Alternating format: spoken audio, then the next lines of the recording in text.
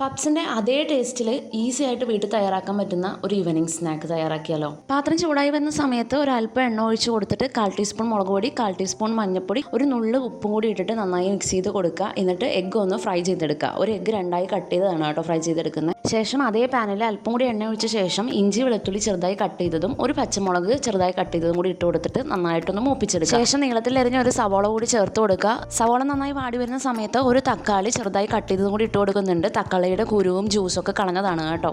കൂടെ തന്നെ ഒരു ക്യാപ്സിക്കം കൂടി ഇട്ട് കൊടുക്കുന്നുണ്ട്. ക്യാപ്സിക്കം ഓപ്ഷണലാണ് കേട്ടോ. ആയിട്ട് എല്ലാം വെന്ത് വരണം. വെന്ത് വന്ന് കഴിഞ്ഞിട്ടുണ്ടെങ്കിൽ അതിലേക്ക് മസാലപ്പൊടികളൊക്കെ ചേർക്കാവുന്നതാണ് കേട്ടോ. അതിനായിട്ട് 1 ടീസ്പൂൺ ചിക്കൻ മസാല, 1 ടീസ്പൂൺ മുളക് പൊടി, 1/4 ടീസ്പൂൺ മല്ലിപ്പൊടി, 1/4 ടീസ്പൂൺ മഞ്ഞൾപ്പൊടി, ആവശ്യത്തിന് ഉപ്പും കൂടി നോക്കിയിട്ട് ഇട്ട് കൊടുക്കുക. നന്നായിട്ട് മിക്സ് ചെയ്ത് കൊടുത്ത ശേഷം 1 ടീസ്പൂൺ ടൊമാറ്റോ കെച്ചപ്പ് കൂടി ചേർത്ത് കൊടുക്കണം. ആവശ്യത്തിന് വെള്ളവും കൂടി ചേർത്ത് നന്നായിട്ട് മിക്സായി വരുന്ന സമയത്ത് നമുക്ക് ഫ്ലെയിം ഓഫ് ചെയ്യാം. ഇനി നമുക്കൊരു ബാറ്റർ തയ്യാറാക്കാനുണ്ട്. അതിനായിട്ട് 1 കപ്പ് മൈദ, 1 കോഴിമുട്ട, 1/2 കപ്പ് പാലോ അല്ലെങ്കിൽ വെള്ളമോ ചേർത്ത് കൊടുക്കുക. 1 ടീസ്പൂൺ ഓയിൽ, ആവശ്യത്തിന് ഉപ്പും കൂടി ചേർത്തിട്ട് നന്നായിട്ട് അടിച്ചെടുക്കണം. എന്നിട്ട് നമ്മൾ ദോശ ചുടുന്ന പോലെ സാധാരണ രീതിയിൽ നമുക്കൊന്ന് ചുട്ടെടുക്കാം. എന്നിട്ട് അതിൻ്റെ നടുഭാഗത്തേക്ക് കുറച്ച് മസാലയും 1 കോഴിമുട്ടയും വെച്ചിട്ട് ഇതുപോലെ 4ആക്കി മടക്കിയെടുക്കണം. മടക്കിയെടുക്കുമ്പോൾ വിട്ട് വരാതിരിക്കാനായിട്ട് 1 ടീസ്പൂൺ മൈദയിൽ അല്പം വെള്ളം ഒഴിച്ച് മിക്സ് ചെയ്ത് ഞാനവിടെ 4 ഭാഗത്തും സ്പ്രെഡ് ചെയ്ത് കൊടുക്കുന്നുണ്ട്. ഇനി നമുക്കിതൊന്ന് ഫ്രൈ ചെയ്തെടുക്കണം. അല്പം എണ്ണയിൽ ജസ്റ്റ് ഒന്ന് ഫ്രൈ ചെയ്തെടുത്താൽ മതിയാവും കേട്ടോ.